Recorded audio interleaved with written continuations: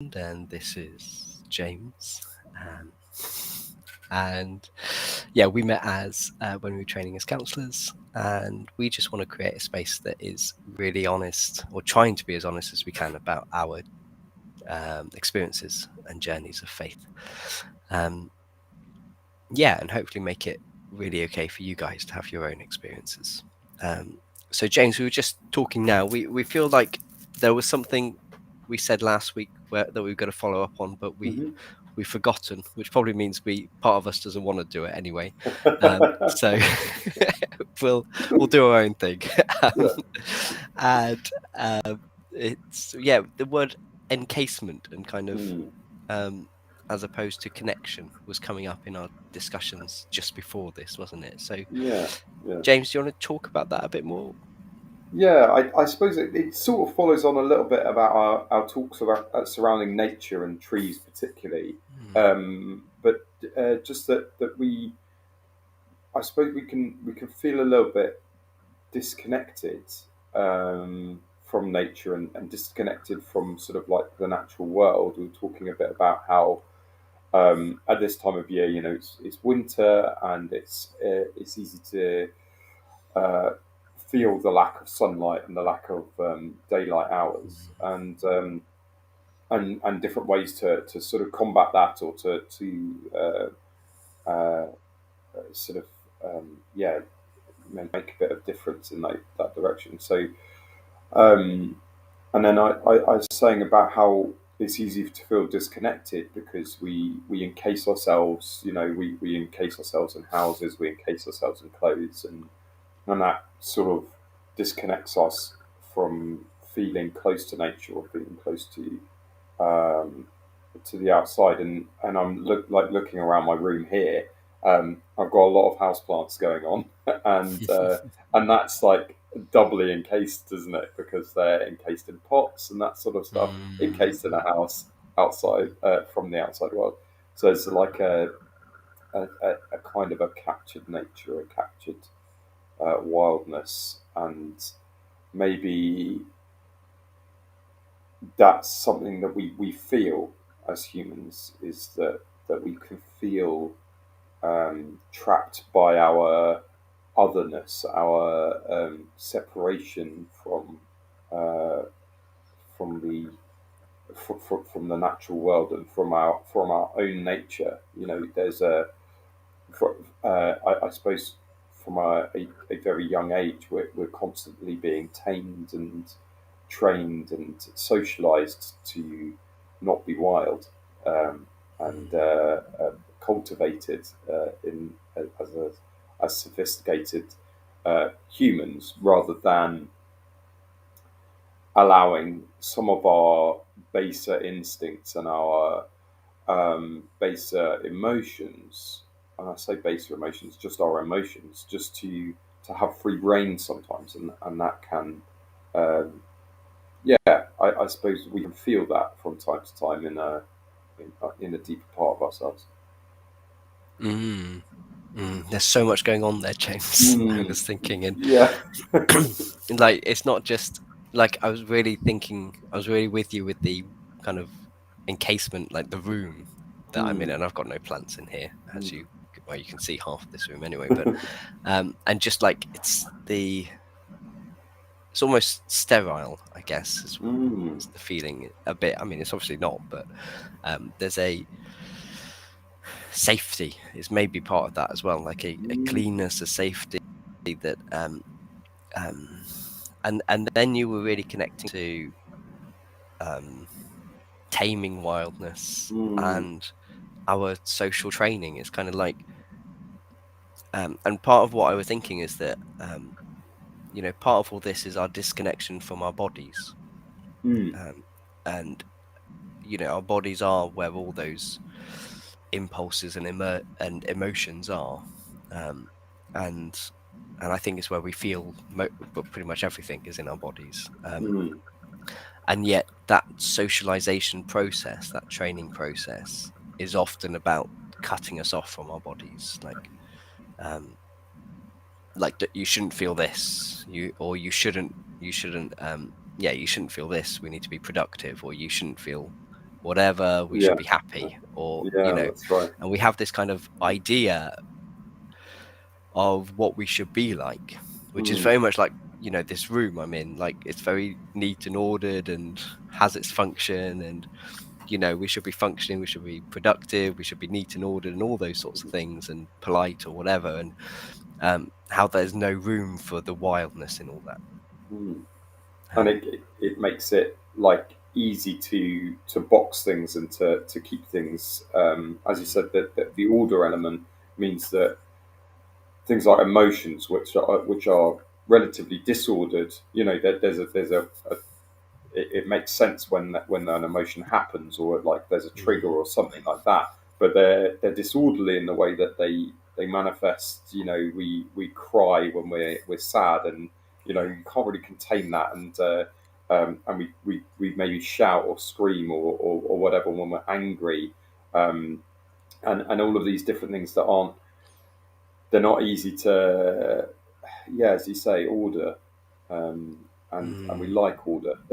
yeah. Sometimes too much. And I'm just thinking how our trapping ourselves off from nature can be part of, like, we've learned to fear disorder. Mm, So when nature, all of nature is part of this, free life, any direction sort of thing. mm, As it emerges, there isn't like the progress, the order going to this, or the mm, containment, and how that may be, um, I feel that might remind us of the disorder that's in us, and kind mm, of like the pushing away from nature is also part of us pushing away from ourselves. um, mm, they're kind of parallel, aren't they? It's kind of, and how we can't, and at the same time how we can't escape ourselves. Like, we have to take our bodies into our houses. mm. um, Yeah. and yeah, and then how we escape in our minds, I think, Mm, in a different way, like we escape through distraction with TVs or something. But mm, how we, I'm aware of how all this, what's also ringing in my head is, that book that we mentioned last week or a couple of weeks ago, Faith After Doubt. I forgot who mm. Yes, mentioned it. Brian McLaren, is it? Yeah, Yeah. that's it. He was saying one thing, one vital thing for him in terms of, um,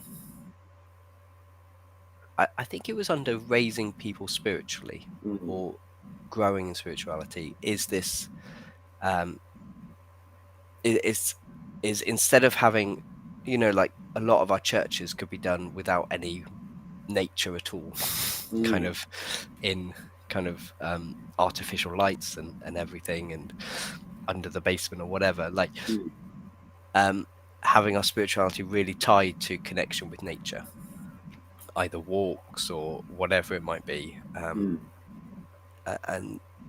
and how that's really vital for spiritual growth.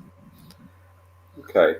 So he notices like that there is a disconnect with us from creation, Yeah, from I think in the so he came from an evangelical world, American mm, evangelical world. So mm, yeah, so it has its own specifics, but he noticed how pretty much the whole of his evangelical spirituality could be done inside, in mm, artificial light, mm. completely cut off from nature. And you could become very spiritual in that sort of world, Yeah, um, yeah. and actually recognize, and kind of challenging that, and thinking, okay, how are we going to, um, how might we raise people in a different sort of spiritual way, Mm, um, that that can avoid some of the pitfalls of that evangelical Christianity. mm, And he was saying a big part has to be being in nature, connecting with nature. mm. Um, yeah, so I think a lot of things were flying through my head at that point. But I think to me that's kind of linked into this sort of containment, but also how we have a flight in the mind away from our bodies, sort of thing in order to get away from nature. Mm. Because I feel like a lot of conservative evangelicalism can be mind. Basically, you know, you grow spiritually means a growth in understanding theology or Mm. understanding dogmas or whatever it is, or practical thinking. Yeah. It's like an And intellectual approach, I suppose. yeah, Yeah. very intellectual approach, and how Mm. that's so how this, what Brian McLaren is saying, kind of is a remedy for that. Is kind of Mm. getting us back in touch with ourselves, our very bodies Mm. and nature. Yeah, and not dismissing the intellectual side or like the thought side, but Mhm. recognizing there's a broader path or a broader area to explore and a wider space. Yeah. Yeah, it's like a whole. It's more whole, isn't it? A Mm. fuller sort of um, faith. I really like that. That's really just, yeah, just sort of thinking about that and dwelling on it a bit. It's like, yeah, I can feel that it's like, it's all very well just sort of focusing on the mind, but you miss like the majority of it if you do that. Mm, That's a tiny aspect of us, or I say a tiny aspect of us, like a quarter of us, based on the verse of mind, body, soul, and spirit. Is it? Can't remember. yeah. But yeah, and you just think, wow, that's only a fraction of who we are. Why would we spend so much time on that? And is it because it's easier, or is it because it fits more with where we are culturally and socially, Mm, and what when we are, as I was saying, when we're tamed as children, it's because we're trained away from the other elements. And I wonder what it's like in other cultures and other places. mm, Is that still the case, or does it go more the other way, or in a different direction, and to the detriment of another aspect? mm. And I don't know. It does make me wonder a little bit. Um, and I think perhaps that's part of why where I'm at, is the recognition that there's more outside of pure, like, um, mental stimulation, or theology, or thought processing, when it comes to God. That there's much more to it than that. Yeah. Um, And yeah. I'm just thinking, um, like the idea of intimacy, Mm. um, like that when we're talking in terms of human to human, it is very bodily, isn't it? Mm. Um, like at one end is sex, and it's Mm. very very bodily, but also like um, in the gradients in between, like you feel it. It's and it's about getting in touch with ourselves and what's going on in us and how that's Mm. responding and reacting to somebody else um and so why um it's kind of like why do we suddenly think that will be different when it comes to God, Mm. except that maybe we view God as not having a body, so we kind of think, oh, we must have some other way of uh, being in contact with him, Mm. being in relationship with him. Yeah. And I think it is really rooted, like embodiment is really rooted in the incarnation, very apt at the moment. Mm. um like there's something about there's something really important about God being in body, Mm. being in Encased. encased Yeah. in, Yeah. yeah, or, yeah, encased, but maybe that's not being encased. I don't know, like there's something about Mm. um not being encased but being among. Yeah, I'm with you. Yeah, yeah. So it's almost like there is a difference, isn't there? Like there's a way that Jesus did it that he wasn't trapped by being in a body. He wasn't trapped by living in society or living amongst people, but Mm, free in all of that. And that it kind of makes me think, oh, okay, so so it's right, that it's possible. It's possible, and obviously we're created the way we are created. Um, Perhaps the things that we struggle against and we're butting against are the social structures and social norms that have grown up around us or that already existed and predate us, that some of which are problematic and some of which are a challenge to who we are as living beings, as real and natural beings. Um, I love what you said about being real. mm. It's Yeah, like, that just sort of came I, out, and I was like, oh yeah, yeah, that's it's like, do I heard there's that I heard somebody say it's kind of like, do I matter? Well, you matter because you have matter. yes, yeah, There's something about that sort of, am I here? If I'm so mm, disconnected from my body, am I actually here? mm, yeah, and this whole sort of do we, yeah, like that thought that you go through, or I don't know if I say that you go through that people go through of like um, the whole I think therefore I am, and uh, but does that mean that other people exist or that I've thought about them, so therefore they exist? You can kind of get that egotistical to it. Mm, And so you can question quite easily like the reality of stuff. Um, but I think that what's amazing for me that sort of makes me realise, okay, that everything there is more to it than just that. Is that many people go through that, and that many people come to different conclusions about it. But there seems to be a thread. There's this seeking and this asking and this questioning of about reality and of reality. And I wonder, is that like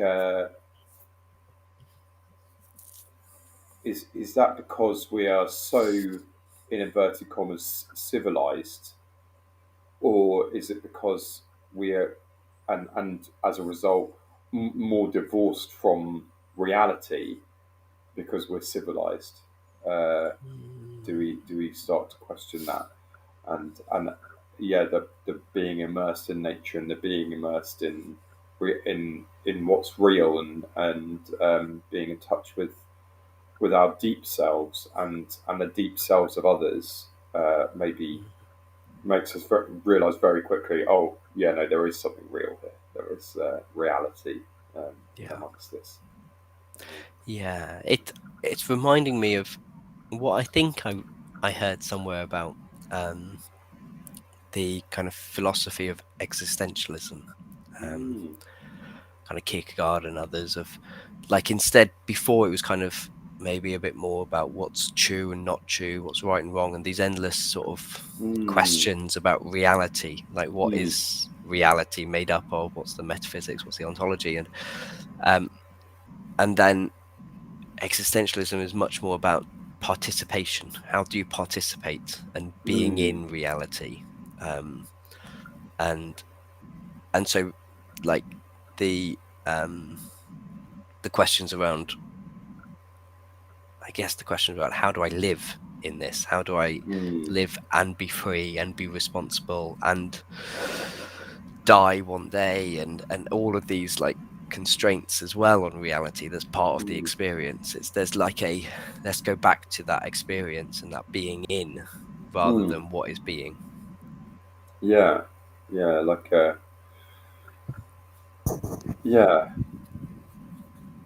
it's sort of like, but by doing it, you kind of answer your own questions essentially. I Uh, think so. I think so.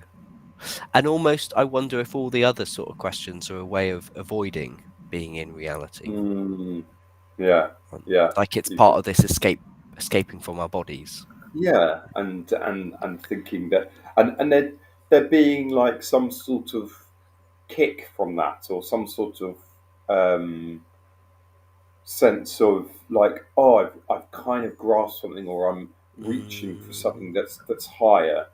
yeah. And I suppose it kind of gets defined in the Bible as Gnosticism, or like other knowledge or higher knowledge, Mm. and is it hidden knowledge? I don't know. Anyway, Yeah, hidden whatever it knowledge is how I understand translates it. that. Yeah. Yeah, hidden knowledge, and so all of these sort of amazing debates you can get into in churches, like predestination and Mm. free will and all of that, kind of detract from actually just doing it. Just going, do you know Yeah. what? Let's just get on with it. Yeah. And really, what matters is the loving and the seeing and the experiencing and the um, being with, and not questioning so much um, the intricacies of it all as just going, well, it is like a, and that kind of, yeah, I'm sort of like making weird links now, because there's like the whole name of God is I am, that real exclamation of existence, of reality, of like truth um, that Jesus uses and Yahweh translates to. That it sort of makes you think, okay, so in the face of that, all of those other questions and sort of like quibbles, I'm minimizing it a lot by saying quibbles, but all of those other questions like just pale. They don't matter, um, because they aren't. There's no substance. There is no matter to them. Then there's no Mm. reality to them. Um, yeah, I think C.S. Lewis talks a bit about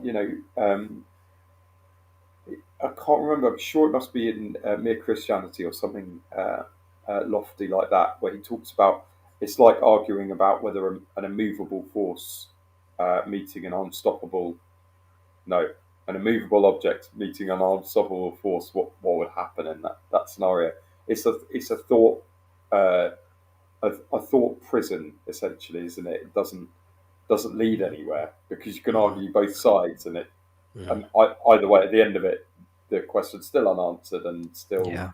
not super relevant. And I Yeah. think that's what it is, isn't it? Yeah. And it's like all of this energy that we put into arguing ourselves in Mm, that prison, mm. is that a way of escaping the energy putting into living? Yeah, And into growth and into stuff that truly does matter, and I suppose that's what,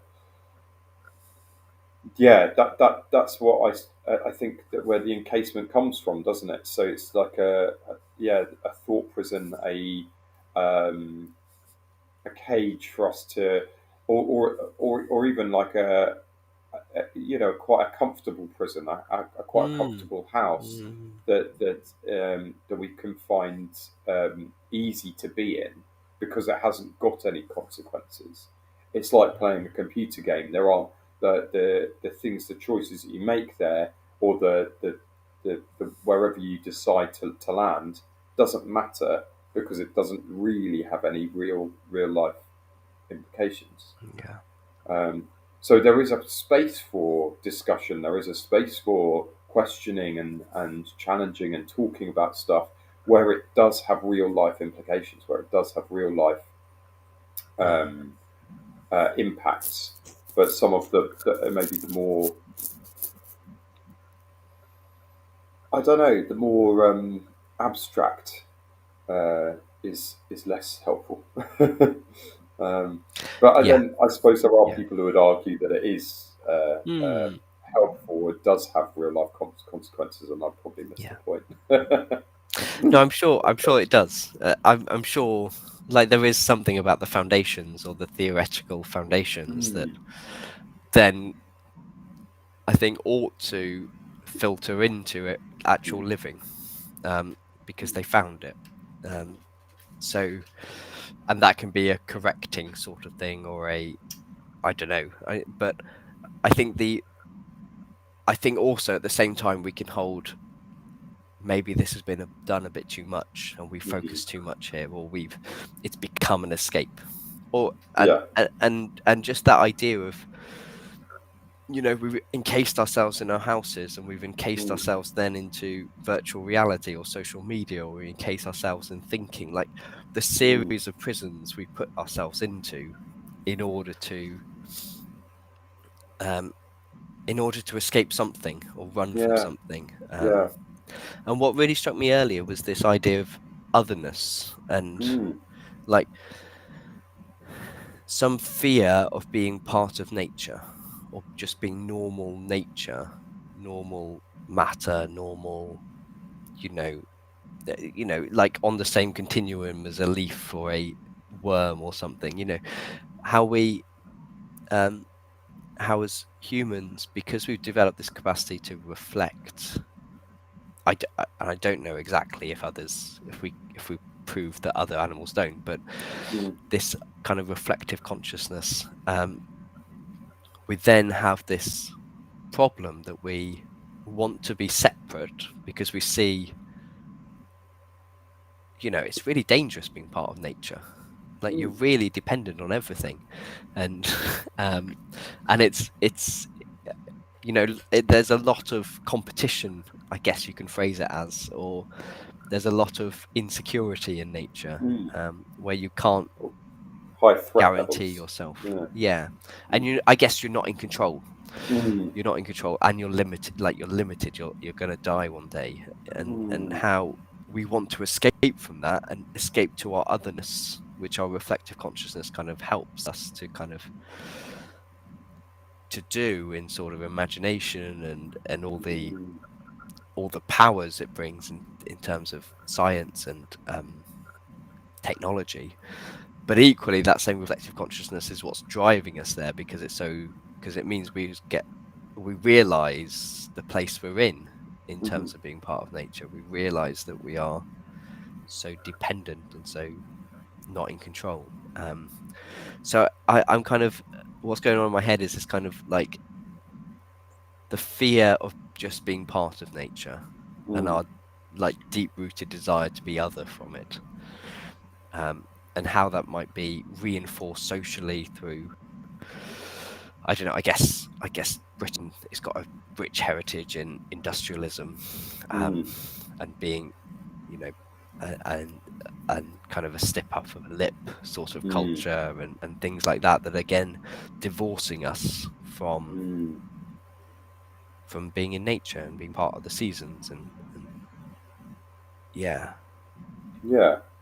Absolutely, and I think that's a really, really powerful example because then you look at Britain's history as a world superpower and the sort of like the negative consequences of all of that and things like enslavement of people Mm, and imperialism and other things that have had a real negative effect on the world stage. That that all comes from that stepping back from who we really are and trying to become or trying to impose our order on something that is disordered or adheres to an order that we don't understand and so or that we can't I control like that. maybe. Yeah. Yeah, so there's a whole host of things there that really interlock and interrelate um, with regards to order and chaos. And chaos is maybe not the right word for it, is it? But Mhm. yeah. But I'm also thinking like there feels, in terms of the rise of Britain, there feels a real validity to that fear. Like Mm, we were fighting against other countries for, mm, um, like other countries were really trying to be the as superior, yeah, dominant yeah, yeah. ones, and Mm, even before that, we had the the pain of the Vikings and mm, like the chaos of the Vikings, really. So mm, there feels a real like I feel like we need to hold both sort of thing. That mm, there are the fear of chaos can be really valid. Of like, well, what happens if we weren't to play this game? If we weren't to mm, strive to protect ourselves in this way and strive to become a bit other, yeah, but also like just how much damage that's caused yeah, to yeah. people and probably to the world as a Mm, whole. Well, almost definitely to the world as a whole, mm, because we've othered ourselves and divorced mm, ourselves from all these things. mm. Um, And yeah, I and think I find it easier to just step on my soapbox, I guess. mm, yeah, yeah, it is. It's a comfortable place to be, isn't it? Yeah, absolutely. but but also that there's like the othering is it's kind of a two-way thing, isn't it? And it's kind of the where I suppose a lot of racism has come into play as well, like the whole superiority of particular traits Mm. in different Yeah, across different cultures and the way people are has probably helped in a like an unhelpful way, but helped to people to go, oh well the difference is you know means that we don't have to engage, we don't have to yeah, be like, we don't have to yeah, try and find common ground or find yeah. out how we connect or how we Mm. can interact, but more how we can be different and how we can Yeah, maintain that difference and maintain that those lines, those clear boundaries. And I guess it comes back to what we repeatedly have talked about is that you end up with a very black and white dichotomous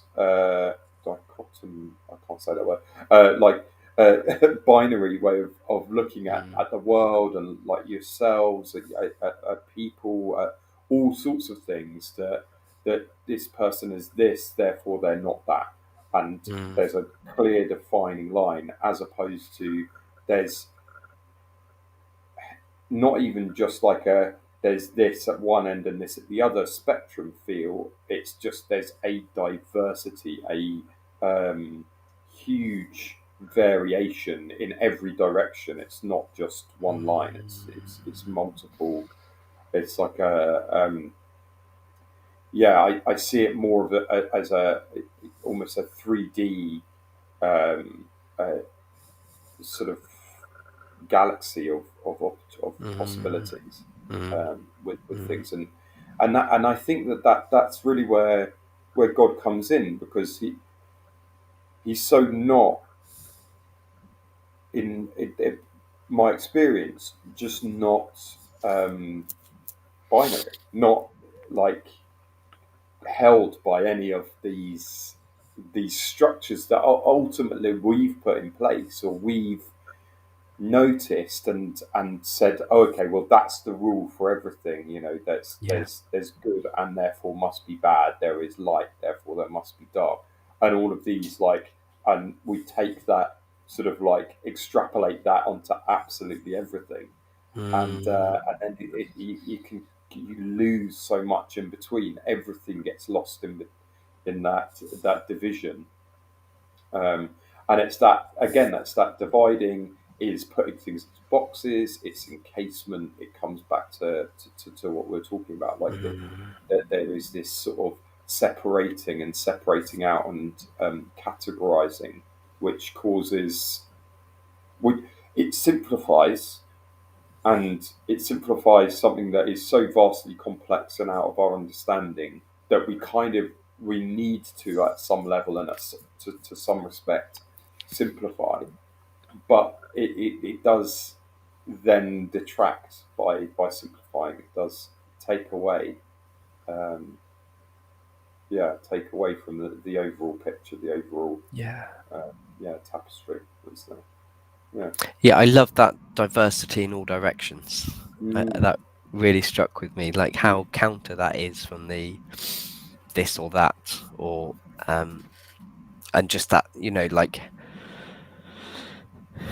there's two things going on there. I feel like that this or that is simplifying all that diversity into two things, mm, you know, mm, um, and how much is lost in that, like, mm. but also it's making a hierarchy, isn't it, of like Yes. this is Yeah. better, that is worse, Yeah. and how if it's diversity in all directions, like that just Mm, completely counters that loss of all the diversity and the hierarchy. Um, and I was thinking of one thing there and I wasn't quite sure where I was getting in my head, but one thing there is that um, dichotomy. That's it, Dichotomy. dichotomy, Yeah. dichotomy of natural and unnatural. Mm, Um, and I was kind of thinking, like, what we say is natural probably isn't, but we mm, kind of we kind of know it's a good thing, or we've kind of come up, socially, there's this idea that being natural is good, but mm. yet socially, what is natural is so far removed from nature. Yeah. Um, and then I got onto the other side of what do we call unnatural, and I was thinking, okay, Mm, mental illness maybe mm, is in there, but also there's some, um, and also there's like there's a whole load of things like we deemed sexual practices unnatural, or we deemed mm, gender preferences unnatural, or we deemed mm. whatever unnatural for our own, because we had this idea of what we should be or whatever. What we But thought was natural. Yeah. what we Yeah. thought was natural, but I'm not. It seems our idea of what's natural is, well, you live in a home, don't you? And you, Mm, mm. all those sorts of things. So anything outside of that must be unnatural. Yeah. Yeah. Yeah, yeah, yeah. Um, and I guess it took me again to this fear of nature that we have when we say Mm, things are unnatural. Like I was thinking again, like things like um, abuse or child abuse, or like mm, we say people are unnatural or those impulses are unnatural, and mm, there's in that dichotomy of nature versus unnatural, seeing this real fear of the unnatural, and mm. that can't possibly be part of us, I guess. Yeah. Because I Um, suppose it's a fear of what is in us and what we're all capable of and what we're all yeah. um, that there is that. I was reading recently that I think it's there was a Russian writer who said that the line between good and evil. I know I'm going back to the boxers thing, but the line between good and evil runs through every human heart, which is a really amazing quote, and it really kind of makes you think. Yeah, we've all got um, that side in us that or that part of us that can be brutal, that can, and when you look at nature and you look at how nature is and how the animals are and the way things work, it is brutal. There is brutality there. There is very much stuff to be fearful of, and so that's, I suppose, partly where that fear in us comes from, and also when we see or there is something that kind of um, yeah that is so like where somebody's so deep in that brutality or like part of our nature, and it is part of our nature, it's part of who we are, that and we see that played out, that we're repulsed by it, and that repulsion kind of pushes us away, and we want to separate ourselves. We want to um, divorce ourselves from that and go, well, that's not like me. That's not like us. That's mm, not like mm, society. That isn't what we would do. But the reality is that we have that capability. That it's that's yeah, in every single one of us, yeah, and it's we how do we reconcile with the fact that that does exist in us, and how do we live life knowing that we've got the monstrous that lives inside us, mm, the devilish, if you will, yeah, that lives in us. Um, and I think I have thought about that before. I don't know if I've ever articulated it, but I've mm, certainly talked to people about that and saying, that we're all capable of evil. We're all capable of what we would consider, um, yeah, demonic acts, if you like. mm, And yeah, it sort of makes me think: is that why we do it? And I think that's where you were getting to, wasn't it? yeah, yeah. I think That so. is that I, why we create boxes? Why we? we love the order side of things. I love that language of Mm, the monster inside. Like we all have the monster inside of us, or the yeah. brute, or the brutality. And I was just thinking, I went to the Hulk. What's Mm. the who's the guy? Who's the scientist? I can't Bruce remember his name. Banner.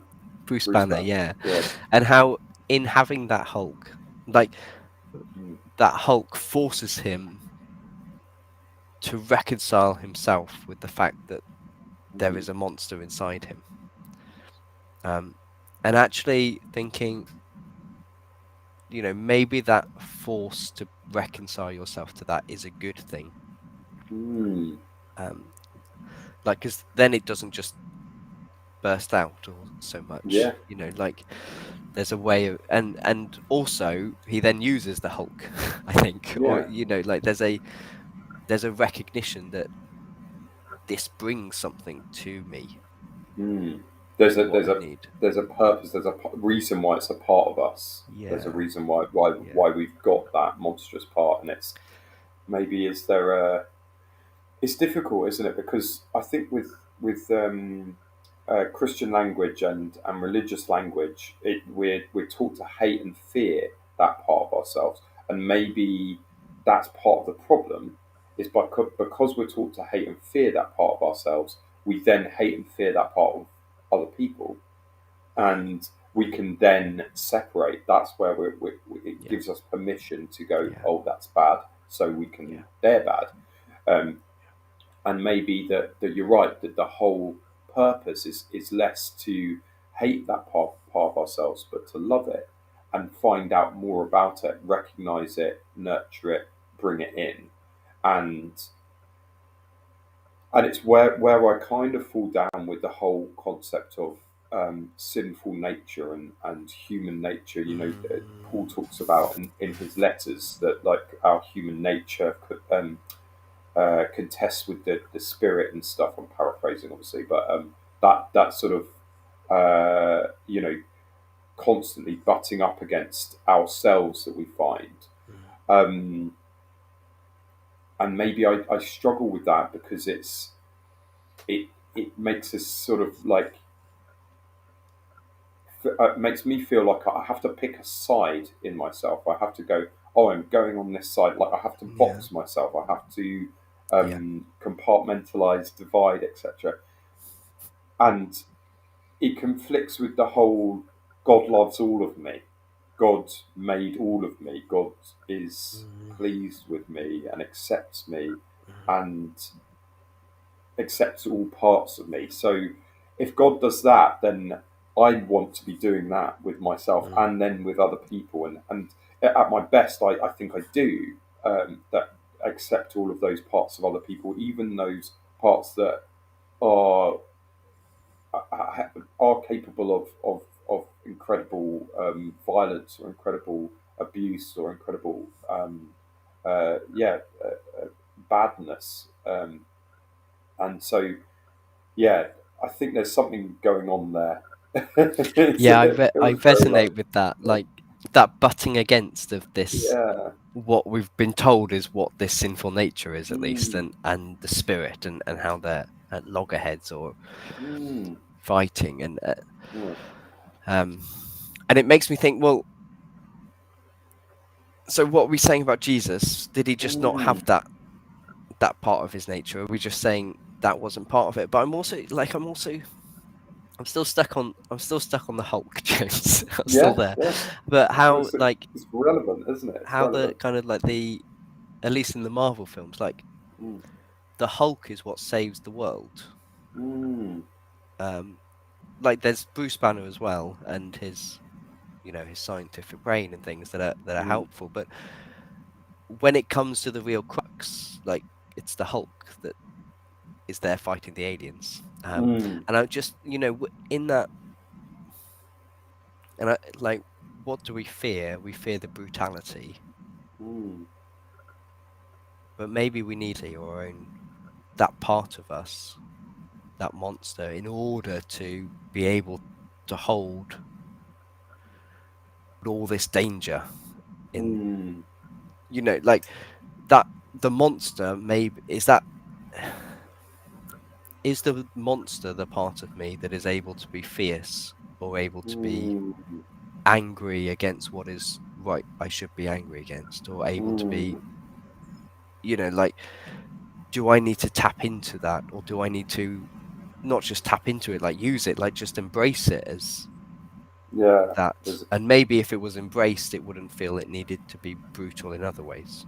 mm, yeah. Maybe it's the unaccepted part of it that wants to be seen or heard, or needs an outlet that comes out in the ways that we don't want it to.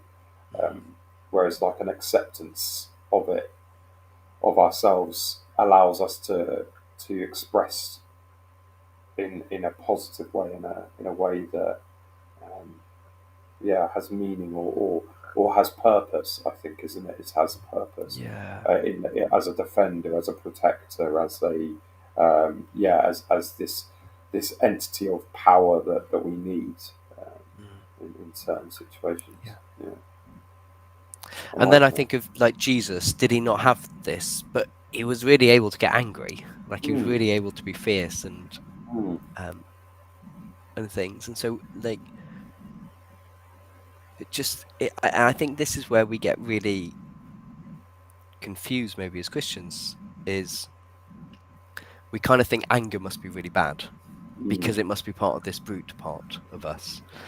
And maybe we start to put other things in, like um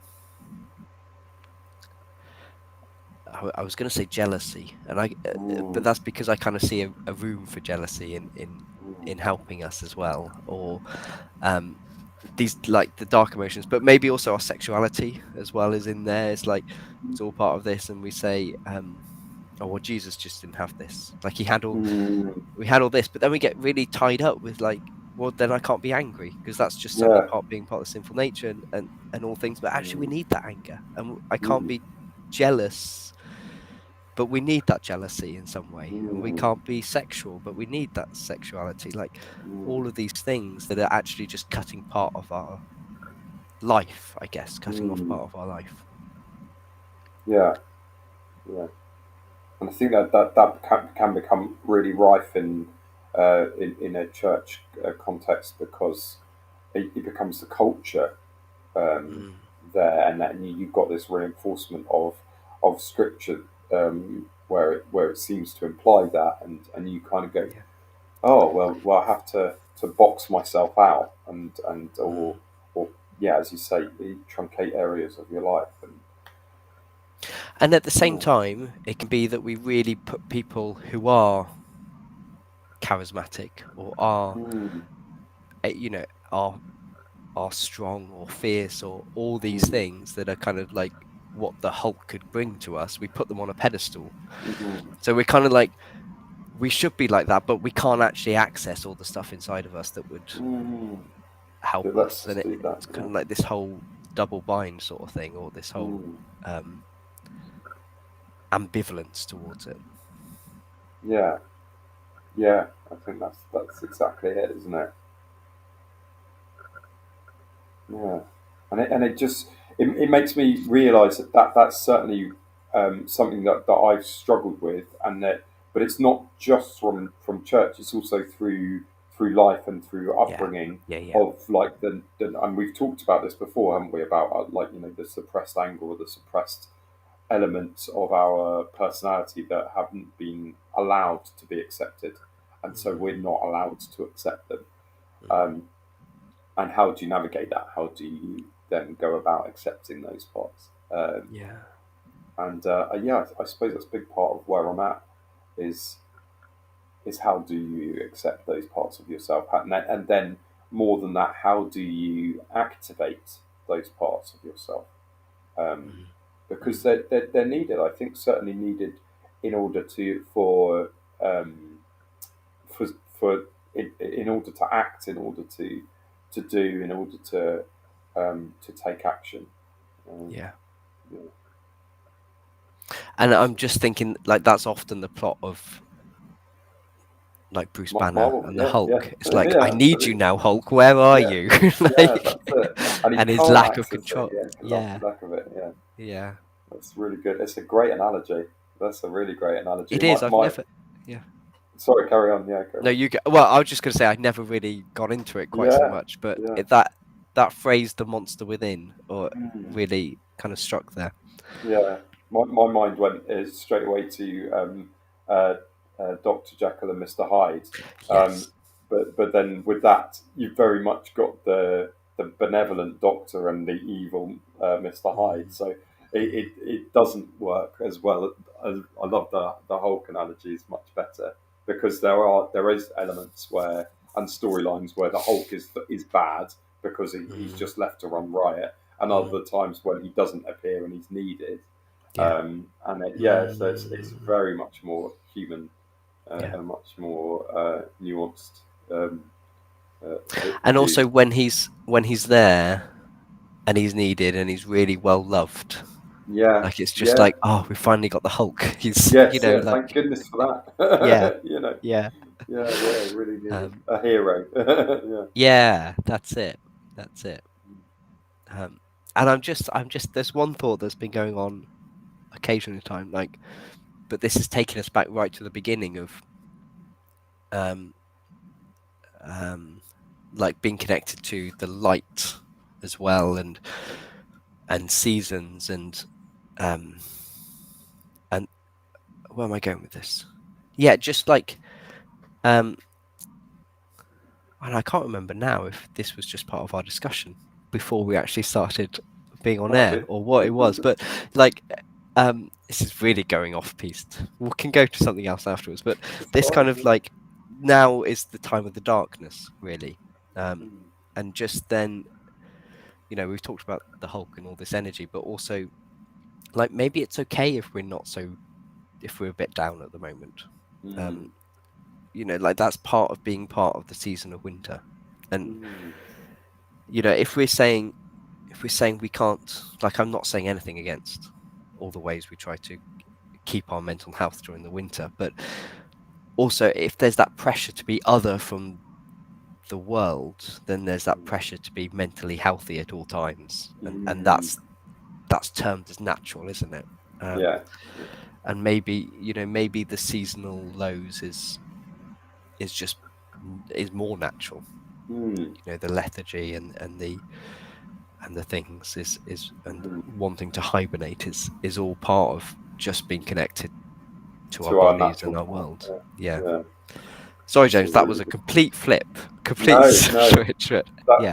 that's brilliant, and it also connects back to what you said earlier about um, uh, we can be taught that mental health issues are unnatural, Yeah. but maybe again that is just a part of not just but like part of that could be um, a misalignment of our nature of what is Mm, natural for us or what is mm, we need not being met in some way because of the way we live because of the way society is and where we're yeah. at and yeah again I've been reading recently more in a humorous context but certainly like the expectation for us to be working and getting out of bed for work on before the daylight's on us. Yeah. When in Yeah. reality, what we want to be doing is making a little nest, finding enough food just to keep us Yeah. going, Yeah. and not waking up until spring. Yeah. Sounds Yeah. Yeah. about It's right, really isn't it? true. It's really true. And we're just, I think so. I think this is where it goes into the industrialization and everything of the Mm, UK, that we just shifted ourselves away from being aligned with nature yeah, to being aligned absolutely. with what's going to produce the most, or Yeah, yeah. that sort of thing. It's what we deem to be natural is to work every day and Mm, earn money and pay mm, mortgages and pay bills. yeah. Um, when in reality, in nature, you really don't see that. You really don't Yeah. see any of those things happening. Uh, Yeah. yeah, you see animals and plants going about doing what they do, but it isn't work because they're just being there. Yeah. It's different. Yeah. Yeah. Great. I feel like we're coming to the end, James. Yeah, it's good. And I That's think really good. where I'm left with all this is just like maybe a lot more is okay than we think than we Yeah, think is. yeah, Like, and maybe because I'm really bad at getting out into nature, I have to say, but maybe if I can do that, maybe that will make the rest of my life a bit more okay. yeah. Um, Well, it's just a reminder of where the bits don't feel okay. It's because it's probably going against what is natural. yeah, There yeah, is like a, yeah, yeah, it's not quite yeah, fitting with what's right for you. yeah. Mm. Or equally, they might be very natural Very at natural. the Yeah, same. it might be very, Like, very natural. Naturally, yeah, I'm going to be feeling stressed about yes, this. yeah. Yeah. Great. Have you got anything left, James? No, I'm. That's great. That's really good. Perfect. Well, thanks everybody for joining us, and we'll be back again sometime. I've not actually. I'm taking 2 weeks off, James. I'm not Oh, doing brilliant. another 2 weeks, so be after We'll, Christmas, we'll after be New after Year. Christmas at some Yeah. point. All right. Great. Okay. Brilliant. Take care, guys, and have a lovely Christmas. Merry Christmas.